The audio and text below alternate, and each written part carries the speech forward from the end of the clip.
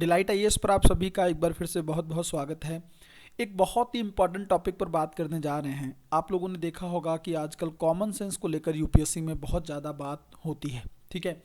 और एक डिबेट का टॉपिक भी है ये कि क्या यूपीएससी में शुरू से ही कॉमन सेंस एक बहुत ही इंपॉर्टेंट रोल प्ले करता था, या अभी कुछ सालों से या 2-3 सालों से कॉमन सेंस की रेलिवेंस जो है यूपीएससी के प्रीलिम्स एग्जामिनेशन में बढ़ गई है, ठीक है। क्या होता है कॉमन सेंस, क्या सच में इसका कोई रोल है यूपीएससी के कंप्लीट प्रोसेस में, इन सब चीज़ों को लेकर हम लोग बहुत गहराई से बात करने जा रहे हैं। इवन हम लोग ये भी देखेंगे कि अगर कॉमन सेंस जो है एग्जिस्ट करता है तो उसको कैसे हम लोग बढ़ा सकते हैं, कैसे इंप्रूव कर सकते हैं, इंक्रीज कर सकते हैं, जिससे हमारा यूपीएससी प्रीलिम्स जो है किसी भी हाल में वो क्वालिफाई हो जाए, ठीक है। सबसे पहले देखते हैं कॉमन सेंस होता क्या है, ठीक है। बहुत नॉर्मल सी भाषा में मैं आप लोगों को समझाने जा रहा हूँ।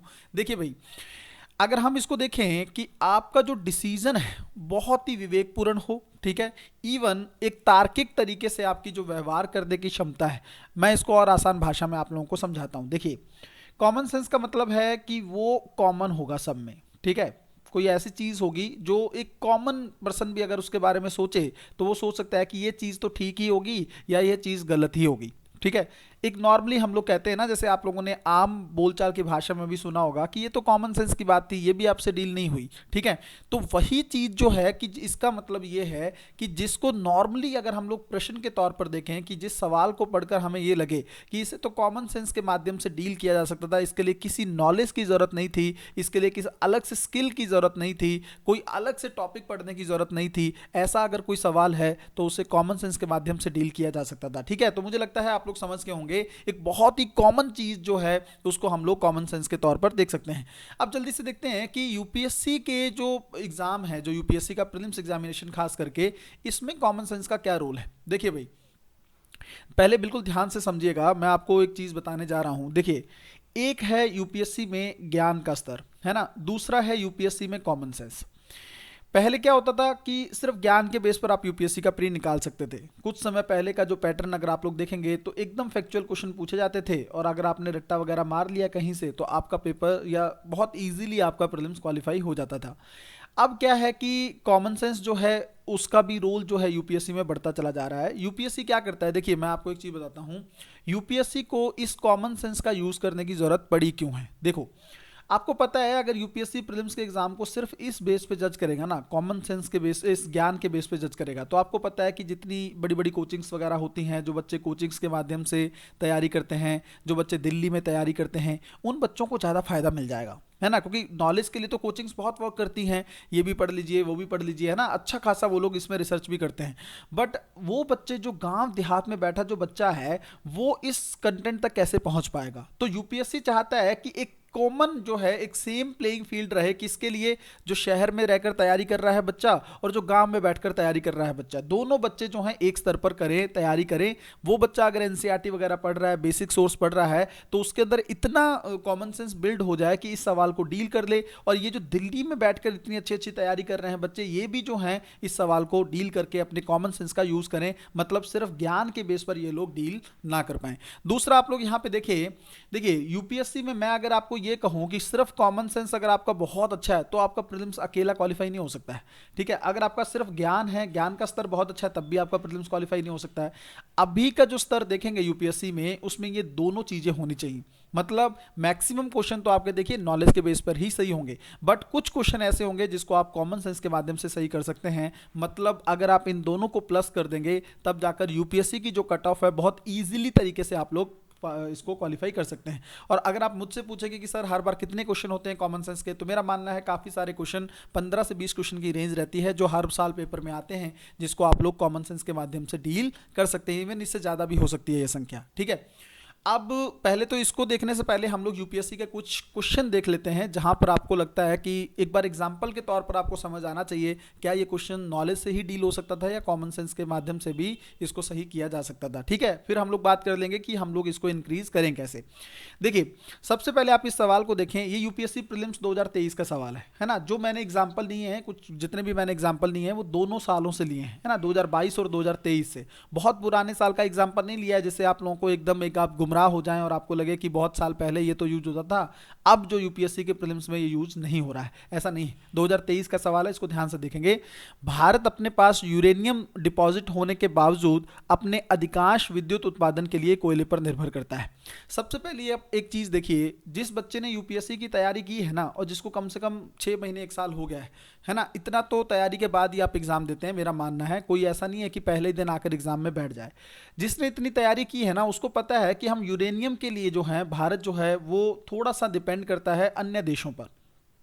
अगर हम लोग इसको कहें, इस यूरेनियम के लिए हमने बहुत सारे देशों की रिक्वेस्ट की है, बहुत सारे देशों के साथ यूरेनियम के समझौते किए हैं। तो भारत में यूरेनियम का मिलना ये थोड़ा सा, अगर भारत में ही होता तो फिर ये समझौते हम लोग क्यों करते। इतने सालों से हम लोग अमेरिका के पीछे, जापान के पीछे, ऑस्ट्रेलिया के पीछे पड़े रहे, या मध्य अमेरिका देश जो हैं उनके पीछे रहे, क्यों? यूरेनियम के लिए। तो आप अगर चलो मान लो ये भी आपको नहीं पता है, तो आप सोच के देखिए, इस स्टेटमेंट को ही पढ़ के देखिए, भारत अपने पास यूरेनियम डिपॉजिट होने के बावजूद अपने अधिकांश विद्युत उत्पादन के लिए कोयले पर निर्भर करता है। तो इस हिसाब से तो ये चीज़ निकल के आती है कि भारत को अकल नहीं है, भारत को पता नहीं है। ऐसा हो सकता है क्या?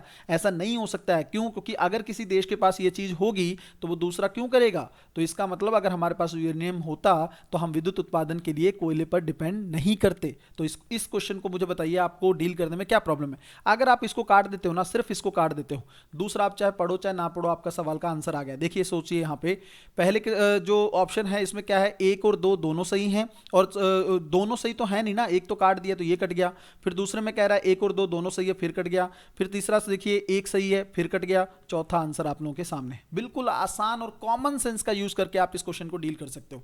मुझे बताइए कौन सा एक्स्ट्रा लेवल की स्किल इसमें चाहिए आपको। एक और एग्जांपल देखिए, यहाँ पे देखिए आप लोग, देखिए ये यूपीएससी के प्रीलिम्स 2023 का ही सवाल है, आप लोग चाहें तो चेक कर सकते हैं, कोई दिक्कत नहीं है। देखिए, जब लोकसभा वित्त विधेयक को राज्यसभा में भेजती है तो राज्यसभा उस विधेयक को संशोधित कर सकती है या अस्वीकृत कर सकती है। अब सबसे पहले जो बच्चे फंसे इस सवाल में, है ना, ये फाइनेंस बिल है और इसको मनी बिल कहते हैं। जो धन विधेयक है, ठीक है, और वित्त विधेयक है, अब देखो इसके अंदर पूछा क्या है यूपीएससी ने, एक हिसाब से अंतर पूछा है ना इन दोनों का। अब मैं आपको बिल्कुल आसान भाषा में समझाता हूं। देखिए, जो धन विधेयक है ना ये तो आप लोग जानते हैं, इसके बारे में हर बच्चा पढ़ के रखता है।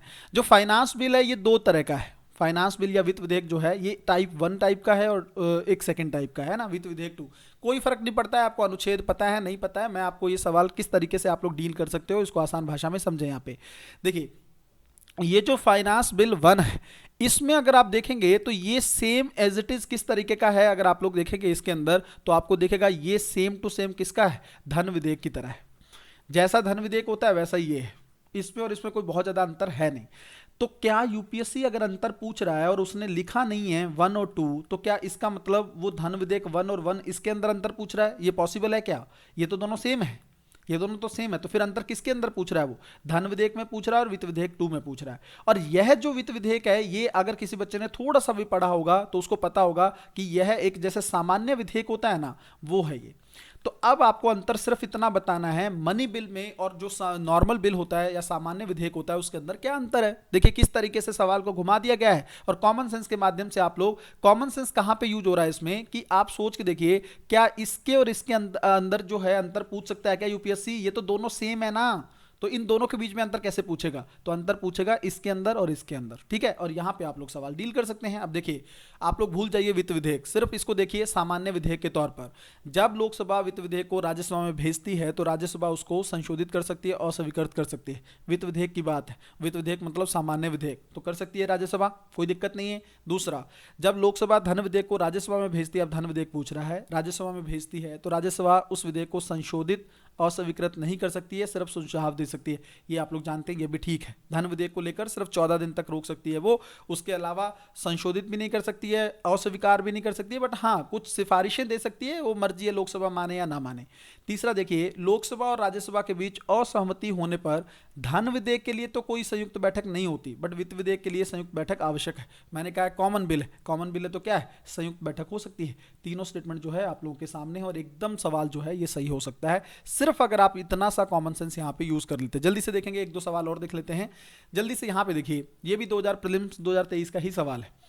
नागरिकों के बीच संवैधानिक मूल्यों को संवर्धित करने के लिए संविधान दिवस 26 नवंबर को मनाया जाता है। तो जिन बच्चों ने एक बार भी प्रस्तावना को पढ़ा होगा ना, मैं तो हमेशा ही कहता हूं प्रस्तावना ऐसा टॉपिक है जिसमें हर बार सवाल आता है, हर बार प्रस्तावना को लेकर सवाल आता है। ठीक है, अगर आप लोगों ने मेरी पहली वीडियोस देखी हैं, मैंने कई बार इसको यूट्यूब पे भी बोला है, क्लासेस में भी बोला है, तो वो बच्चे जानते होंगे। ठीक है, तो प्रस्तावना जिन्होंने पढ़ा होगा वहां पे उन्होंने देखा होगा 26 नवंबर को हमने संविधान को अपनाया था। ठीक है, इतना तो मैं फैक्ट की उम्मीद करता हूं कि आपको पता होगा। ठीक है, अब ये पता है आपको। दूसरा सवाल देखिए, अब स्टेटमेंट जो है 26 नवंबर 1949 को ही भारत की संविधान सभा ने भारत के संविधान का प्रारूप तैयार करने के लिए, मतलब ड्राफ्ट तैयार करने के लिए डॉक्टर अंबेडकर की अध्यक्षता में एक प्रारूप समिति बनाई थी। मान लीजिए आपको ये नहीं पता है कि ये सच में अध्यक्ष यही थे या कोई और थे। ठीक है, आपको नहीं पता, बट आपको ये पता है।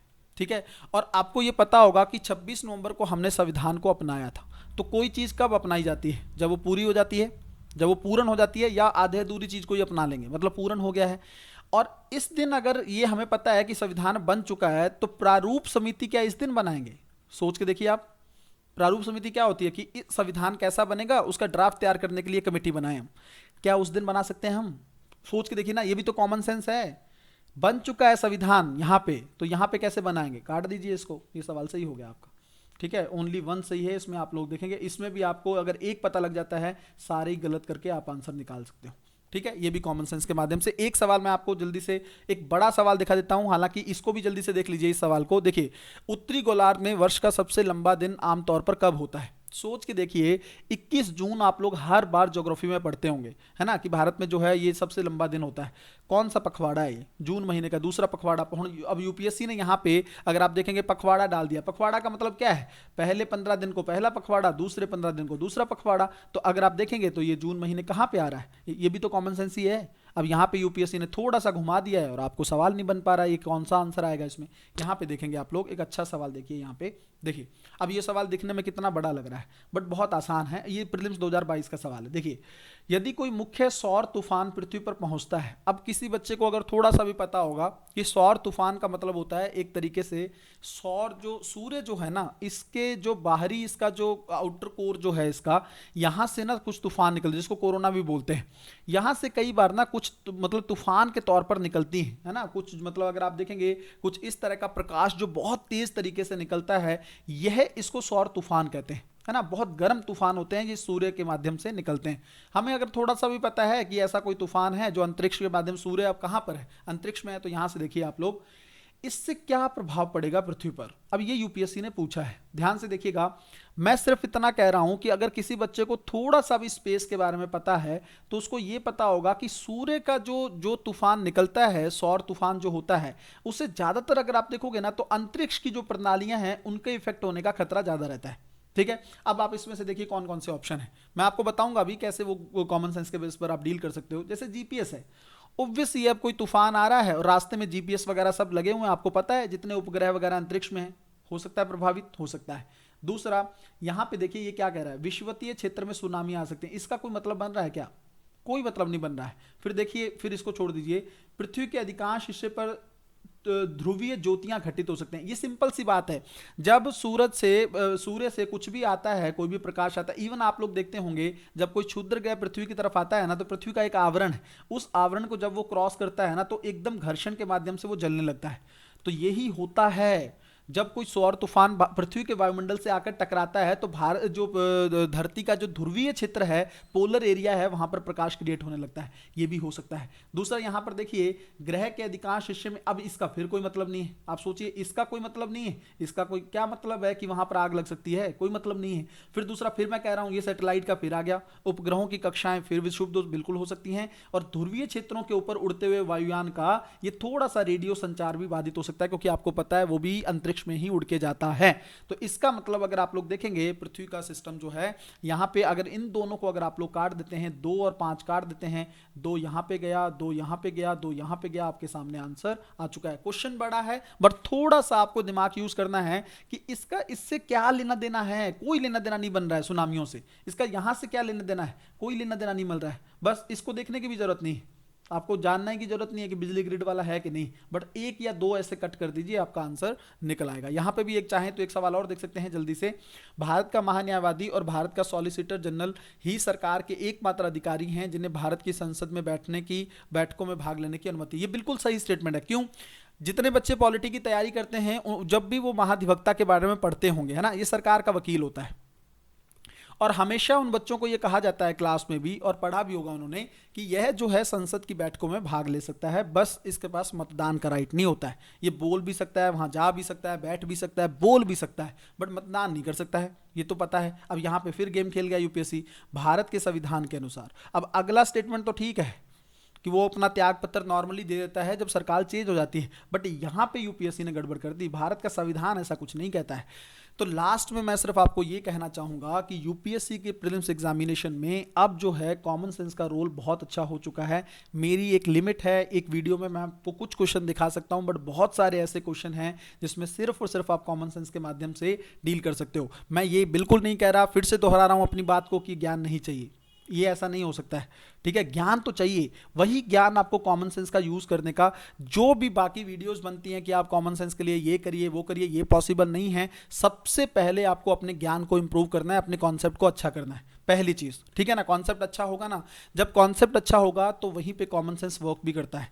दूसरा, आप कहेंगे कि सर मुझे कैसे इसमें हम लोग सुधार कर सकते हैं। देखो, यूपीएससी के पीवाईक्यूज पर काम करिए आप लोग, है ना। पिछले 10 से 15 सालों के पीवाईक्यूज देख लीजिए, उसमें देखेंगे ना, बार बार जब सवालों को देखेंगे आपका कॉमन सेंस खुद ब खुद इंक्रीज होने लगेगा। ये कोई ऐसा नहीं है कि आप दवा लेके डॉक्टर से इसको ठीक कर लेंगे, ये कोई ऐसी चीज नहीं है, ये प्रैक्टिस से बनता है। बार बार प्रैक्टिस करेंगे क्वेश्चन की, बार बार देखेंगे पीवाईक्यूज में यूपीएससी कहाँ पे गेम कर रहा है, इस तरह के क्वेश्चन को देखेंगे ना, तो आपका कॉमन सेंस अपने आप इंप्रूव हो जाएगा, ठीक है। तो मुझे लगता है ये सब एग्जाम्पल्स के माध्यम से और इस वीडियो के माध्यम से आप लोग जरूर, आप लोगों का एक माइंड जो है थोड़ा ओपन हुआ होगा। प्रीलिम्स जो है यूपीएससी का, अगर उसको देखा जाए तो बहुत मुश्किल है, अगर ना देखा जाए तो यूपीएससी का प्रीलिम्स अब ठीक है, मुझे लगता है बहुत अच्छा प्रीलिम्स है। आप लोगों को थोड़ा सा एफर्ट करने की जरूरत है, 100% आप लोग क्वालिफाई कर सकते हैं, ठीक है। तो आप लोग टेलीग्राम ज्वाइन कर सकते हो, अगर इसकी पीडीएफ वगैरह चाहिए या बाकी जो पीडीएफ वगैरह हैं आपको वहाँ पे मिलती रहती हैं, हर तरह का नोटिफिकेशन वहाँ पे हम शेयर करते रहते हैं, ठीक है। मिलते हैं अगली वीडियो में, तब तक अपना ध्यान रखें, अपनी पढ़ाई को बहुत अच्छे तरीके से करते रहें।